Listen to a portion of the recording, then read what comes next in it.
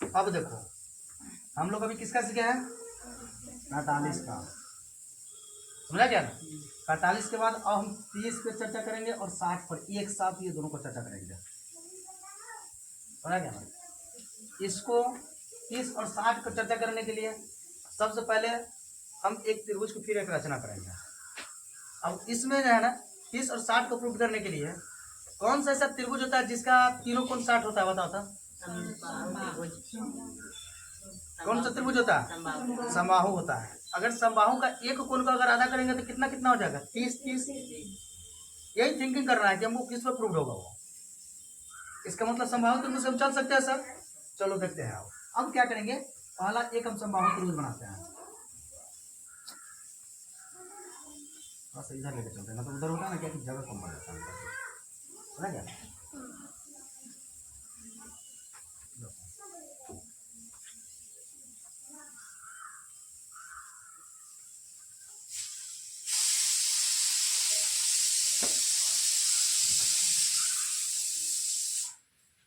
तीनों भुजा बराबर है, ठीक है।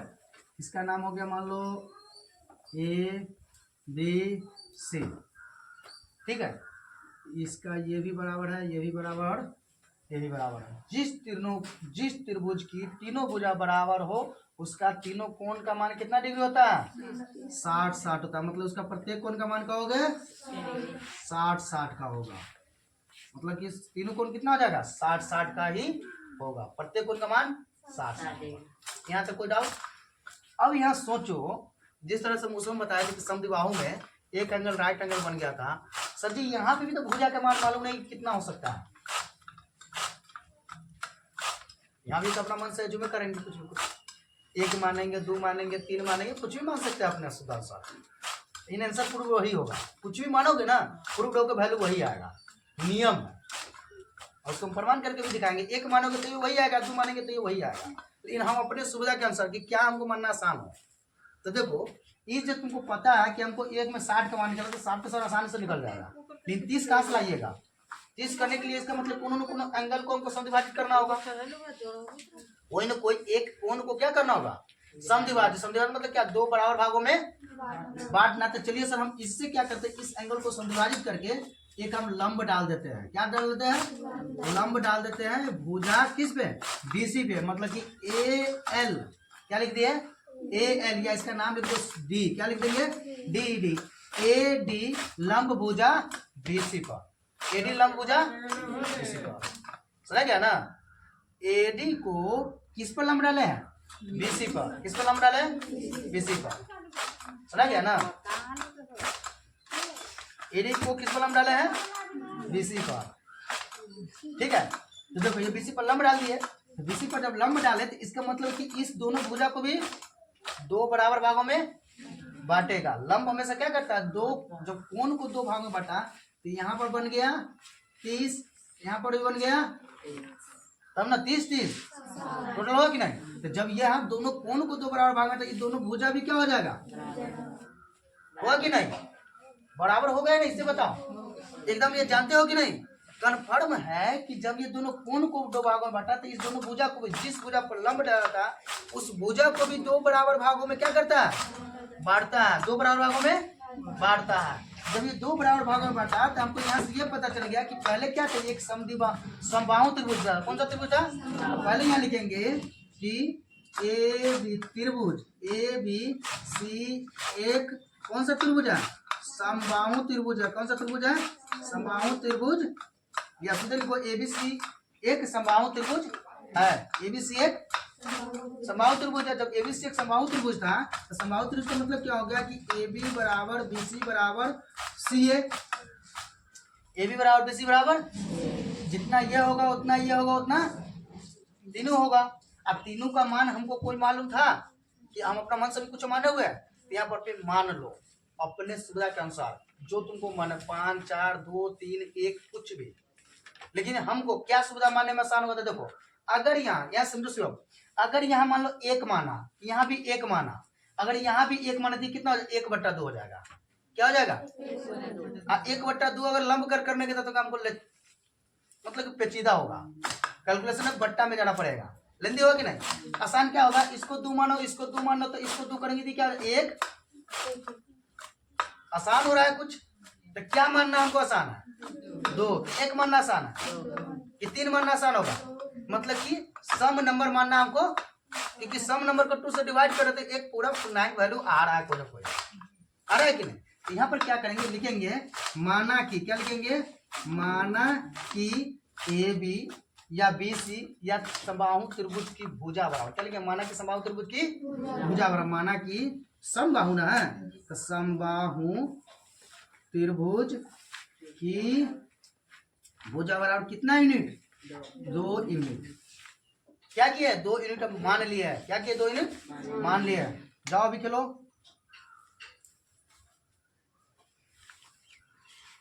कितना यूनिट हो गया, 2 यूनिट, सुना गया ना?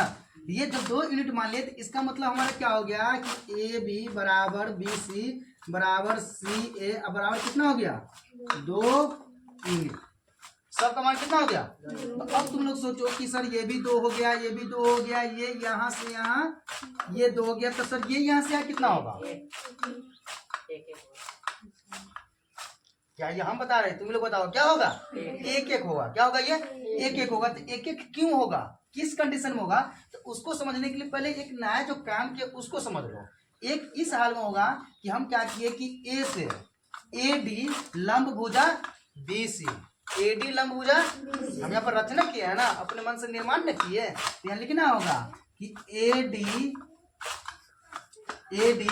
लंब किस पे, बीसी, एडी लंब, जब एडी लंब बीसी मतलब कि एडी से हम बीसी पर लंब डाल दिया, ये हम शॉर्ट में सिंबल में लिख दिया है, तुम लोग इसको भाषा में लिख सकते हो से एडी से, समझा, एडी से भुजा बीसी पर लंब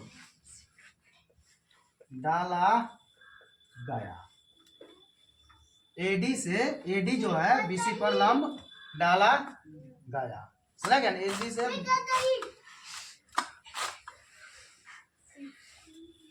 क्या किया, उस पर लंब डाला गया, समझा गया ना?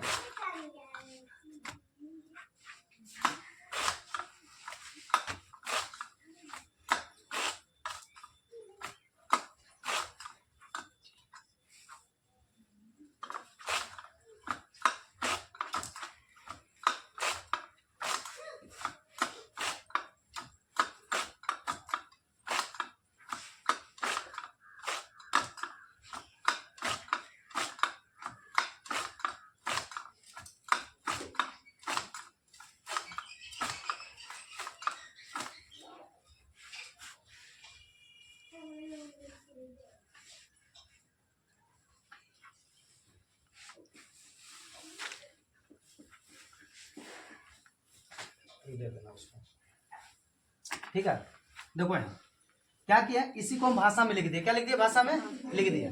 जब हम लंब को डाले तो मतलब कि किस पर लंब डाले थे, बीसी पर, तो जब बीसी पर लंब डाले तो यहाँ पर क्या हो गया कि हमारा जो वैल्यू है मतलब क्या, बी और डी क्या हो जाएगा, बी डी बराबर क्या हो जाएगा, सी डी या डी सी लिख सकते हो। ये दोनों क्या हो जाएगा आपस में बराबर, क्योंकि ये दोनों 2 भागों में बटा है ना, ले जाओ यहाँ से, ये दोनों 2 भागों में क्या हो गया, बट गया, 2 भागों में बट गया। जब ये 2 भागों में बट गया तो इसका मतलब ये वैल्यू और ये वैल्यू क्या हो गया, बराबर हो गई, ये और ये वैल्यू। लेकिन जब हम लंब डाले तो बताओ टोटल जो बीसी का मान था, बीसी का मान कितना था हमको, 2 था। और जब 2 को हम लंब मतलब क्या होता है, आधा, 2 का आधा, तो 2 जब 2 को 2 भागों में बांटे तो हमारा कितना हो गया, मतलब कि 1 आया, कितने भाग आए, 1। जब बीसी पर हम लंब डाले तो 1 जो मान है किसके बराबर आया, B D equal to C D. ये जो 1 हो गया किसके बराबर हो गया, बी डी इक्वल टू, इसका मतलब क्या कि बी डी का मान भी 1 और सी डी का मान भी, ये क्यों हुआ वो क्लियर हुआ। थ्योरी का नियम यही बोलता है, ज्योमेट्री का नियम, कि जब तुम किसी भुजा पर अगर लंब डालते हो तो भुजा 2 भाग में बढ़ता है। तो मान लो पहले से उसका लंबाई अगर 2 था, तो जब हम लंब डाले तो कितना कितना बढ़ जाएगा, 1 में बढ़ जाएगा, 1 में बढ़ जाएगा। यहाँ तक किसी को दिक्कत है, इसका मतलब सजीक इसका मान हो गया 1, इसका मान भी हो गया 1। देखो ये पहले हम वैल्यू निकालना सीखे, अपने मन से पहले 2 मान लिए, लंब डाल दिए, 1 हो गया। अब यहाँ से अगर तुम्हें जूम करो तो सजी ये भी हमको मालूम हो गया, ये भी मालूम हो गया, लेकिन अभी जो लंब डाले हमको ए डी, क्या वो मालूम है अभी तक, अगर तुमको अभी हम कह देंगे कि मान लो हम 30 के इस एंगल के लिए बात करें 60 के लिए, तो 60 के लिए बात करो, अगर साइन 60 इक्वल टू निकालेंगे तो साइन थीटा इक्वल टू क्या फॉर्मूला था? लंब बटा साइन थीटा इक्वल टू क्या फॉर्मूला था? और थीटा इक्वल टू हम अगर 60 रखेंगे तो साइन थीटा इक्वल टू लंब बटा कर्न होता है। तो लंब का मान, इसके लिए लंब कौन है? एडी। एडी का वैल्यू तुमको मालूम है? क्या निकाल पाओगे? क्या अभी भी साइन 60 का मान आएगा? संभव। इसीलिए हमको एडी का मान निकालना होगा। तो एडी का मान कैसे निकलेगा? तो अब तुम लोगों को यहाँ पर अगर मान लो हम एक साइड का इसको मिटा दें या एक साइड का इसको मिटा दें, 1 मिनट के लिए इधर हम इसको कवर कर दिए, गौर से देखो, इसको क्या किया हम? कवर कर दिए। तो कवर जब हम किए तो देखो तो ये तुम्हारा राइट एंगल ट्रायंगल है या नहीं? क्योंकि यहाँ भी 90 डिग्री और इधर भी, इधर से तो तुमको मतलब ही नहीं है, हम यहाँ कवर कर दिए हुआ है कि नहीं? ये क्या हो गया? ये हो गया हाइपोटेनस, ये हो गया बेस, ये हो गया परपेंडिकुलर, मतलब लंब। लंब आधार कर्ण, लंब आधार। अगर तुमको आधार का मान भी मालूम है और कर्ण का मान भी मालूम है तो बताओ लंब निकलेगा कि नहीं? लंब निकलेगा या नहीं? समझ रहे हो कि नहीं? यही चीज थिंकिंग करना है यहाँ पे कि हमको लंब निकालना। लंब का मान कौन है? एडी। क्या है? एडी। तो अब यहाँ क्या निकालेंगे हम? एडी निकालेंगे। तो एडी बराबर क्या फॉर्मूला होगा बताओ तो?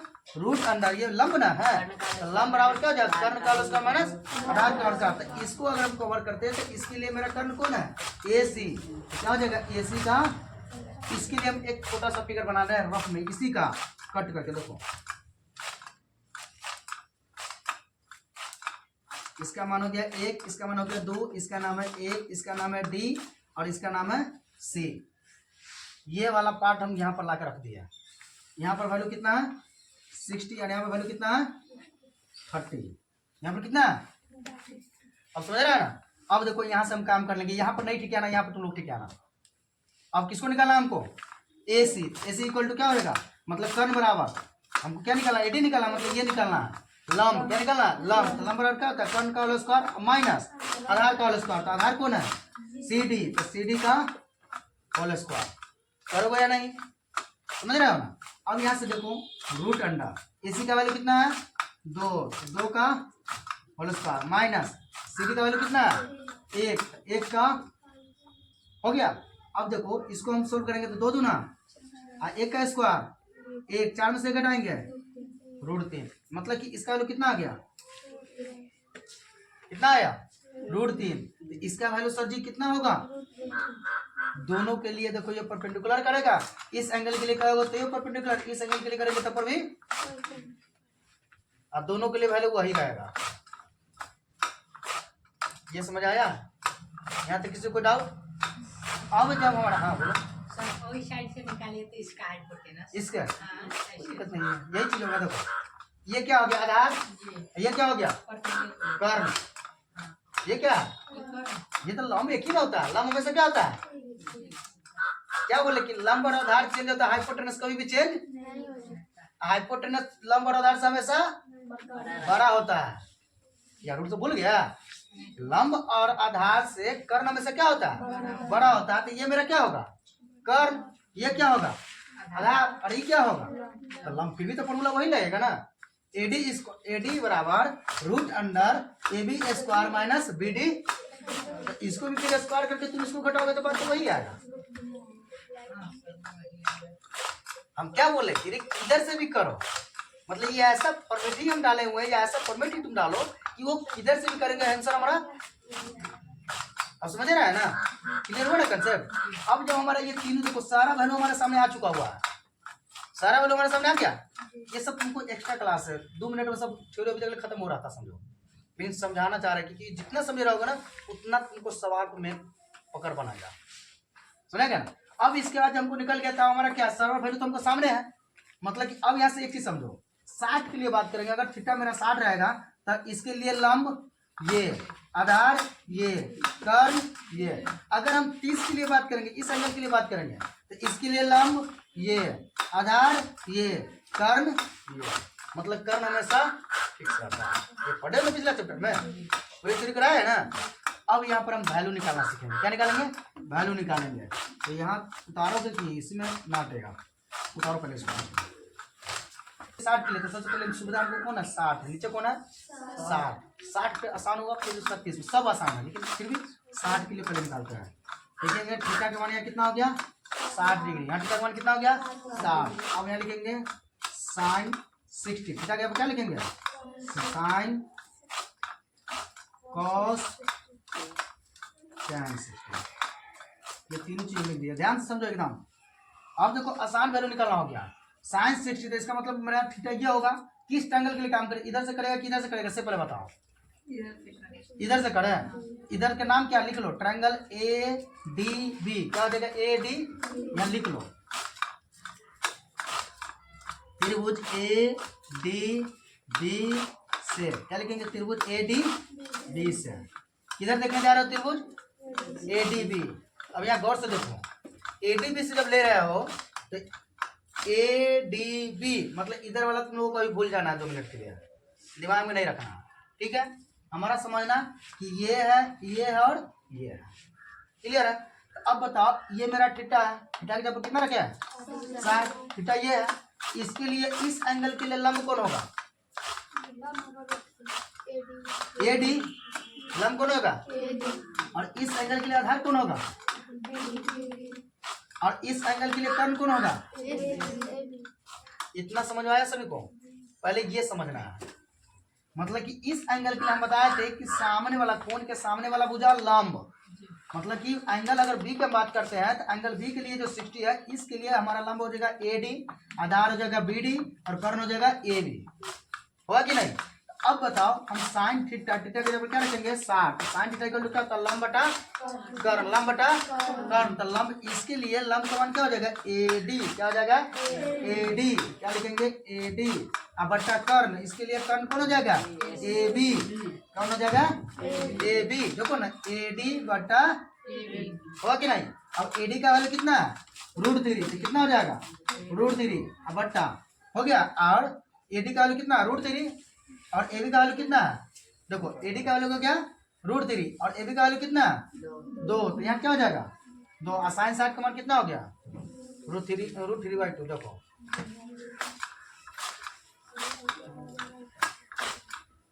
√3/2, साइन 60 का मान है, प्रूव हो रहा है, अपने आप सारा वैल्यू आएगा। अब देखो कॉस के लिए काम करते हैं, कॉस के लिए क्या होता है आधार बटा कर्ण, आधार बटा कर्ण, यहाँ के लिए आधार ये है कि नहीं, कर्ण कौन है ये, तो आधार देखो इसके लिए आधार का मान क्या हो जाएगा BD, क्या हो जाएगा BD, और कर्ण कौन हो जाएगा AB, कौन हो जाएगा AB, और BD का मान कितना है 1 होगा, और कर्ण का मान कितना है 2, तो cos 60 का मान कितना हो गया 1/2, cos 60 का मान 1/2, समझ रहा है, अरे वही सब छापा हुआ है उसमें। देखो अब tan के लिए आते हैं, tan 60 के लिए tan थीटा इक्वल टू क्या होता है लंब बटा आधार, लंब बटा, इसके लिए लंब कौन है AD, तो देखो AD अब बटा आधार कौन है BD, तो BD हो गया, AD का वैल्यू कितना है √3 हो गया, और BD का मान कितना हो गया 1, तो 1, ऐसा सुनो तो पहले हो गया क्लियर। अब हो गया क्या कि √3/1 हो गया, हुआ कि नहीं, और √3/1 के इसको लिख सकते हैं tan 60 का मान √3, tan 60 का मान हुआ कि नहीं। अब बताओ साइन कॉस tan जब तीनों का मान याद होगा तो इसका उल्टा ना याद हो जाएगा, पलटना है, चलो अब यहाँ पर चेहरा पार रह गया ना, यहाँ पर चेहरा पार लेना। अब बताओ साइन का उल्टा कॉसेक कितना 60 डिग्री, क्या इसको प्रूफ करके दिखा, ये कर सकते हो उससे में आएगा, तो इसका उल्टा करेंगे तो क्या हो जाएगा 2/√3। चलो एक चेक करते हैं, देखो cos theta equal to cosec theta equal to क्या फॉर्मूला होता है कर्ण बट्टा लंब, कर्ण बट्टा, ये मेरा 60 है, इसके लिए जो होगा कर्ण कौन होगा ये, इसके लिए कर्ण, ये लंब कौन होगा, तो कर्ण का मान कितना है 2, तो देखो ऊपर है कर्ण, और लंब का मान कितना है देखो, तो उसका √3 लिखा हुआ है, सिंपल हो रहा है, फिक्स है कि जब हमारा ये निकल गया तो अपोजिट कर दो हो जाएगा, cos का उल्टा sec 60 डिग्री। सेक 60 का मान कितना हो जाएगा 2/1 यानी कि 2। tan 60 का उल्टा क्या हो जाएगा cot 60 डिग्री। cot 60 का वैल्यू कितना हो जाएगा 1/√3। हो गया 3/2। निकल गया कि नहीं? कैसे पढ़ेंगे 30 पे, वो भी निकालना सीख लो। यहाँ पर अब 30 के लिए काम करते हैं। लिखेंगे थीटा का मान हो गया कितना डिग्री 30 डिग्री। देखो वही चीज से हम यहाँ पर तो अप्लाई कर सकता है क्योंकि यही फिगर ना यहाँ है, तो इस पर भी चेक करोगे तो सेम ही आएगा, नियम है। इसलिए यहाँ पर एक छोटा सा मिनी डायग्राम होता है ना, ब्रांच का उप शाखा, ये मेन बैंक है उसका एक छोटा बैंक है, ये समझ गया ना। तो छोटा बैंक इसमें अप्लाई करके चेक कर लो आ जाएगा आंसर। अब कहने का मतलब है कि हमारा जो थीटा इक्वल टू लिए हम 30 डिग्री कितना रखेंगे 30 डिग्री। अब इस पे काम करेंगे, समझ गया ना। अब बताओ जब मेरा ये 30 है तो इसी के लिए अब काम करेंगे, इसी पे काम करेंगे। इधर को बोल जाना, अब इसी पे काम करना, समझा ना। इस एंगल के लिए मतलब एंगल ए के लिए लंब कौन हो जाएगा BD, ये पहले समझो।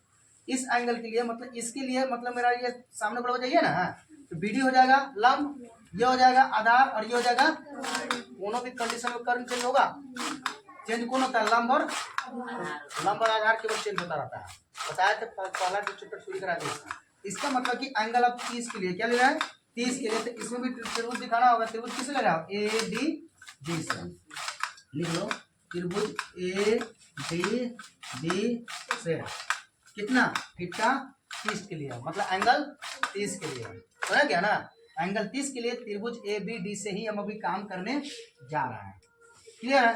अब एंगल 30 के लिए अब यही चीज लिखेंगे, साइन 30 डिग्री, कॉस 30 डिग्री और टैन 30 डिग्री। हो या नहीं? यहाँ तक कोई डाउट नहीं। अब देखो sine 30, sine theta equal to, यहाँ पर उंगली डाल रहे हैं, यहाँ पर ध्यान रखना ये मेरा थीटा है, क्या है थीटा, इसके लिए लंब। अब यहाँ पर हमारा उंगली फिगर पर ध्यान दो और लंब बताते चलना तुम लोग को। Sine theta equal to formula क्या होता है लंब बटा कर्व, यानी कि परपेंडिकुलर बाय हाइपोटेनस। बताया था परपेंडिकुलर बाय हाइपोटेनस मतलब P/H। तो बताओ इसके लिए लंब होगा या नहीं होगा? तो चलो सर जी लिख दीजिए आप BD। इसके लिए कर्ण तो वही रहेगा AB। हो गया। BD का वैल्यू 1, कर्ण का वैल्यू 2, 1/2। साइन 30 का मान साइन 30 हो रहा है। अब आते हैं cos 30 में। cos 30 एंगल यही है। cos थीटा इक्वल टू क्या होता है बेस बाय हाइपोटेनस, मतलब कि B/P, यही ना होता है। तो इसके लिए आधार कौन है AD, क्या है AD, क्या हो जाएगा यहाँ से AD, और कर्ण कौन है AB, क्या हो जाएगा AB, हुआ नहीं। AD का मान कितना है √3 बट्टा AB का मान कितना है 2। क्लियर है ना। अब किसमें चलना है tan theta equal to perpendicular by base, मतलब आधार बटा सॉरी लंब बटा आधार, लंब बटा आधार। अब बताओ इसके लिए लंब BD क्या लिखेंगे BD आधार AD, तो क्या हो जाएगा है नहीं। तो अब बताओ इसके लिए हमारा जो लंब था तो लंब का मान कितना है 1, क्या हो जाएगा 1, अब बटा आधार का मान कितना है √3 का √3। देखो 3 वैल्यू निकल गया कि नहीं। सर एक बार जो B है 60 डिग्री उस पे भी एक तरह से परपेंडिकुलर डाल सकते हैं, उस दो भाग में बराबर भाग। हाँ ई जो हम यहाँ जो परपेंडिकुलर डाले थे ना, ई परपेंडिकुलर ना डाल के तू इस पर परपेंडिकुलर डालता जी, वो भी डाल सकता है। तो सर ये मान निकाले था आप खाली उधरे से निकाले हैं, B को समझ विभाजित नहीं किए इसीलिए नहीं निकाले। क्योंकि हमको निकालना किसका 30, क्या यहाँ पर 30 हम निर्माण करके दिखाया है। यहाँ पर तब इसको मिटा करके इस पर परपेंडिकुलर लगते ना, तो यहाँ पर 90 बनता। ई जो हाइपोटेनस मेरा ई हो जाता, ई वाला मेरा यहाँ मेरा लंब हो जाता, इसको निकालते तब तुमको यहाँ ई 30 होता यहाँ से निकालते हैं। कैसे कर सकते हैं तो जहाँ 30 रहेगा वही जैसे निकलता। हमको निकालना कौन है 30, जहाँ होगा वही से निकलो, या तो आई वजह से निकालो ना, तो या तो इसमें देखो आप उससे देखो ना, यहाँ से भी समझो ना, यहाँ भी 30 है ना, इसके लिए काम करोगे तो इसके लिए भी लंब और ये आधार और ये अब तुम प्रूफ करके देखो इसी में साइन 30 के लिए क्या होता है लंब बटा चलो लंब का मान कितना 1 और कर्ण का मान तो देखो 1/2 तू तो आई बगल छोड़ो आई बगल हम काउंट कर रहे हैं क्योंकि ये फिगर किसका बना दिया आई बगल वाला है। अब इसके लिए देखो cos 30 के लिए cos का मान क्या होता है आधार बटा आधार का मान कितना है और कर्ण का कितना है देखो ना √3/2 है कि नहीं। अगर टन किलो गले तो टन किलो का तो लंब बटा आधार लंब का मान 1 आधार का मान देखो ना 1/2 जहां 30 रहेगा वही जो ना वैल्यू निकालोगे क्योंकि यहाँ थीटा इक्वल टू क्या लिखे हुए हैं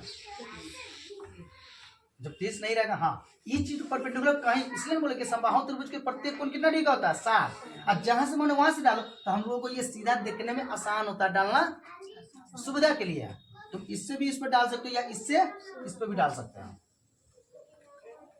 समझ रहा है उस पर भी डालेंगे तब पर भी इतना काम हमको अब क्लियर हुआ तुम डाल के निकाल सकते हो। तो अब बताओ ये निकल गया था इसका अपोजिट कर दोगे इसका अपोजिट होगा कि नहीं तो बताओ साइन का उल्टा क्या होता है कोसेक 30 डिग्री कोसेक 30 डिग्री का मान 2/1 यानी कि 2 उसके बाद क्या आ जाएगा सेक 30 डिग्री सेक 30 का मान कितना हो जाएगा 2/√3 उसके बाद कॉट 30 डिग्री कॉट 30 का मान क्या हो जाएगा सीधे पलटेंगे तो √3/1 यानी कि √3 हो गया। इसको उतार लो ये तुम्हारा देखो एक साथ बोला ना कि ये हो गया और ये कंप्लीट हो गया ठीक है। उसके बाद एक चीज और ये थ्योरी कंप्लीट ही करा देते देखो यहाँ ध्यान से। इसके बाद क्या करना है हमको बचा कौन 0 और कौन बच गया 90 पहले देखो थीटा 0 डिग्री के लिए थीटा 0 डिग्री के लिए इसके लिए कोई त्रिभुज बनेगा बताओ तो कोई ऐसा त्रिभुज बताओ जिसका 0 डिग्री का एंगल बनता हो तुम लोग पूछ सकते हो कि सर काहे नहीं बनेगा क्या कोई ऐसा त्रिभुज है जो 0 डिग्री का निर्माण करता हो सरल रेखा होता है रेखा पर रेखा खींचो पता है कि नहीं उसको रिजु कोण भी बोलते हैं जो 180 डिग्री कोण बनता है क्या बनाता है 180 डिग्री। लेकिन जैसे एक रेखा खींचे ऐसे फिर से हम रिपीट मानेंगे तब ना 0 बनेगा तन को ऊपर नीचे होगा नहीं होगा तो सर इसका मान क्या होना चाहिए कैसे निकालेंगे तो इसका मान क्या है बुक ने प्रमाणित किया इसका वैल्यू यही रखना है ट्रिगोनोमेट्री मतलब कि एंगल निकालने के लिए जब एंगल का मान आएगा और जब 0 डिग्री होगा तो उसका मान यही रखना है ताकि उससे कैलकुलेशन क्या होगा आसान होगा। कैलकुलेशन आसान बनाने के लिए प्रमाणित मान है जैसे पाई का मान 62.7 या 3.14 तुम लोग रखते हो ना बताया क्या हुआ ना ये क्या प्रमाणित मान है किस लिए ताकि कैलकुलेशन को लेंदी कैलकुलेशन को आसान बना दे मतलब सोल्व करने में आसान हो जाए इसलिए इसका मान भी 0 और 90 डिग्री का मान क्या किया प्रमाणित किया गया क्या किया गया और प्रमाणित किया हुआ मान क्या है सर वो बताइए और कैसे उसको याद रखेंगे। हमेशा से बच्चा बताते ना गारंटी लेते हैं कि बच्चा 90 और 0 में कंफ्यूज हो जाता है 90 और 0 में एमआर का वैल्यू उधर बोलेगा उधर का वैल्यू इधर बोलेगा क्योंकि दोनों का वैल्यू सेम है 0 और 1 और इन्फिनिटी में तीनों डिजिट का गेम है या तो 0 होगा नहीं तो 1 होगा ना तो इन्फिनाइट होगा सर याद कैसे रहेगा इसको कब 0 होगा कब 1 होगा कब इन्फिनाइट होगा कब 0 होगा कब 1 होगा कब इन्फिनाइट होगा सर याद कैसे रहेगा। तो इसके लिए सबसे आसान टेक्निक हम तुम लोग को बताते हैं पहले 0 के लिए याद रखना किसके लिए 0 के लिए 3 को वैल्यू लिखो साइन 0 डिग्री कॉस 0 डिग्री और tan 0 डिग्री समझा क्या ना क्या लिखे साइन 0 कॉस 0 और tan 0 लिखे ना क्या यहाँ पे लिखे है देखो साइन 0 कॉस 0 tan 0 तो 0 है तो दिमाग में रख लेना कि 0 का वैल्यू 0 से स्टार्ट होगा कहां से स्टार्ट होगा 0 से मतलब 0 वाला जो वैल्यू होता है वो हमेशा कहां से स्टार्ट होगा 0 से स्टार्ट होगा कहां से स्टार्ट होगा 0 से हम तुम लोग को बताया ना कि 0 वाला वैल्यू कहां से स्टार्ट होगा 0 से तब साइन 0 लिखा है इसका मतलब क्या हो गया 0 का वैल्यू उसके बाद अब सब बोलोगे 0 वाला वैल्यू जब भी पूछेगा साइन 0 हाँ सर 0 1 0 बस इतना रटो साइन 0 के लिए 0 1 कोनो पूछेगा 0 1 0 के लिए 0 1 तीन ना है तीन को तो रटना ही है 0 के लिए 0 1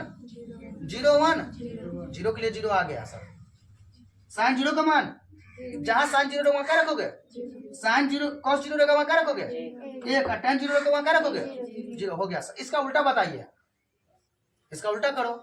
जीरो का उल्टा मतलब क्या कि जैसे 1/2 था तो 2/1 करते थे, इसका मान होता था कि नहीं, उसका उल्टा क्या होगा। तो जीरो का उल्टा मतलब क्या कि सर जैसे ये जीरो है, क्या है जीरो है, इसका बटा 1 करेंगे तो जीरो में किसी भी संख्या से भाग तो उसका मान जीरो होता है। लेकिन कोई संख्या हो अब तब उसमें जीरो से भाग करेंगे तो उसका मान सर क्या होता है, इनफाइनाइट। इनफाइनाइट, अनंत। समझा क्या ना, इसको अपरिभाषित भी बोलते हैं, मतलब उसका अंत ही नहीं है, कहाँ जाएगा पता क्या होगा पता। इसका हम सिंबल में लिखते हैं कैसे, इनफाइनाइट। क्या लिखते हैं, तो इसी का मतलब कि 0/1 करेंगे तो इसका तो वैल्यू हो गया, लेकिन अगर इसी का 1/0 कर देंगे तो इसका सिंबल ऐसे कर देता है, जिसको बोलते हैं इनफाइनाइट। हिंदी में बोलेंगे अपरिभाषित। ये मत बोलना इनफाइनाइट पढ़ना है, क्या पढ़ना है, सिंबल दिमाग में रखना। मतलब कि ये पूछेगा कि अगर अब इसका कैसे सर याद रहेगा, हमको ये बताइए ना टेक्निक। इसे तो छोड़िए, तो बेसिक रूल बताया है कि इनफाइनाइट होता है तो इसका उल्टा करते हैं। तो चलो, साइन का उल्टा क्या होता है, कोसेक 0 डिग्री, उसके बाद सेक 0 डिग्री, उसके बाद सॉरी 0 डिग्री होगा। तो जो हम करेंगे तो बताओ, अब जो जीरो का कुछ उल्टा होता है तो क्या हो जाएगा, अभी ना बताए कि जीरो का उल्टा मतलब कि 1/0 इक्वल टू, उल्टा ना कर रहे हैं, इसके ना पूछो तो बटा 1 है ना, तो इसको उल्टा कितने इसका वैल्यू, तो बताओ कौसे का वैल्यू, कौसे 0, ये रटने जाओगे, रटो कंफ्यूज कर जाओगे 100% बोलते गारंटी कंफ्यूज कर जाओगे, नहीं याद होगा। ये भी हम बताते हैं, रट लोगे 2 मिनट, कहीं 10 दिन के बाद आप पूछ देना, बताओ कौसे 0, कौसे 0, अरे कौसे 0 रटना ही नहीं है हमको, साइन 0 रटना है। क्या रटना है, साइन 0, तो साइन 0 0, तो हाँ सर इनफाइनाइट, क्योंकि 0 का उल्टा याद रहेगा कि नहीं, 1 का उल्टा 1, 1/1 यानी कि बता देना, 1/1 यानी कि 1, इसका क्या आ जाएगा 1, इसका क्या आ जाएगा, समझ आया कि नहीं, क्या हो जाएगा इनफाइनाइट। समझ रहा है कि नहीं। अच्छा सर, cos 0 बराबर, अब हम पढ़ेंगे 90 के लिए। किसके लिए पढ़ेंगे, क्योंकि ये 0 के लिए हो गया, अब लिखेंगे थीटा 90 के लिए। ठीक है, थीटा के 90 के लिए भी प्रमाणित मान है, एकदम आसान है। देखो जैसे इसको रटे है इसके लिए भी रखो, sin 90 cos 90 tan 90, बस इतना ही याद रखना। इसका क्या याद रखना है, 0 1 0, यही 3 गुना बैठा है, बस याद रखना कि थीटा अगर 0 हो तो 0 1 0 0 1 0, समझ गया ना। थीटा अगर 0 हो तो 0 1 0, अगर थीटा 90 हो, थीटा 90 हो, क्या है बोलो, अभी लिखते, हाँ अभी लिखना है। ठीक है, अभी उसको कहो बनाएगा, उसका हम चेक करेंगे। ठीक है, देखो यार थीटा कितना हो गया 90, थीटा कितना हो गया 90, क्लियर है। तो 90 डिग्री के लिए क्या हो जाएगा कि ये 90 हो गया, कॉस साइन 90, कॉस 90 और tan 90। सर जी इसके लिए मान क्या होगा, जैसे इसमें आप शॉर्ट ट्रिक बता दिए कि 0 1 0 था, इसमें कहाँ से स्टार्ट करेंगे, 1 से। 90 है मतलब एक राइट एंगल है, क्या ये दिमाग में रखो, एक इसका वैल्यू 1 से स्टार्ट करो, समझ गया ना। 1 0 इनफाइनाइट, कमते जा रहा है ये, देखो टेक्निक से कितना आसान है, समझ रहा है ना। मतलब कि जब हम राइट एंगल के लिए गए, मतलब एक राइट 90 डिग्री क्या है, राइट एंगल है, तो उसका 1 से स्टार्ट करो, समझ रहे हो ना। देखो एकदम टेक्निक से कितना आसान दे दी है। क्या हो गया, एक राइट एंगल है, क्या एक राइट एंगल है, समझ गया ना। जब एक राइट एंगल हो जाएगा तो बताओ कितना हो जाएगा, 1 0 इनफाइनाइट, क्या हो जाएगा 1 0 इनफाइनाइट, समझ रहे हो कि नहीं, 1 0 क्लियर है। तो अब इसका सर वैल्यू डालना है, तो क्या हम बताएंगे, अब डाल लो 1 0 इतना ही तो याद करना है। 0 के लिए 0 1 और 90 के लिए 1 0। और गुल्लो को भी नहीं एग्जाम में हम ये भी टेक्निक दिए तुम लोग को, कहोगे ना कि 0 1 साइन 90 का मान 1 होगा कि साइन 0 का मान 1 होगा, तो एक मतलब 0 वाला 0 से स्टार्ट कराओ, और 90 वाला मतलब वो एक पूरा राइट एंगल है तो 1 से स्टार्ट करवाओ। और टेक्निक है बस इतना ही दिमाग में रखना है कि 1 0 इन बनाया था 0 1 0, समझ गए ना। अब इसका उल्टा करना तो फिर उल्टा करो। जब हम उल्टा करेंगे तो साइन का उल्टा कॉसेक 90 डिग्री का मान 1 का उल्टा 1। अब यहाँ आता है कॉस का उल्टा सेक 90 डिग्री का मान 0 का उल्टा इनफिनिट, अभी बताए थे 0 का उल्टा अभी बताया ना। फिर उसके बाद आ जाए कौन कॉट 90 डिग्री, कॉट 90 का मान इनफिनिट का उल्टा 0 का उल्टा इनफिनिट का उल्टा। समझ आ गया। ये तुम्हारा 0 कंप्लीट हो गया, 90 कंप्लीट हो गया, 30 कंप्लीट हो गया, 45 कंप्लीट हो गया और 60 कंप्लीट हो गया। यानी कि आज तुम्हारा केवल थ्योरी कंप्लीट हुआ। कौन सा थ्योरी कंप्लीट हुआ? Some important angles of trigonometry values, बोला क्या ना, कुछ विशेष त्रिकोणमितीय मानों का मान ये ज्ञात करना कैसे होता है। ये एक एक चीज जहां तक हमसे संभव हुआ वहां तक तुम लोग को समझाने के साथ साथ कुछ दिमाग में नोट कराने का भी कोशिश किए हैं।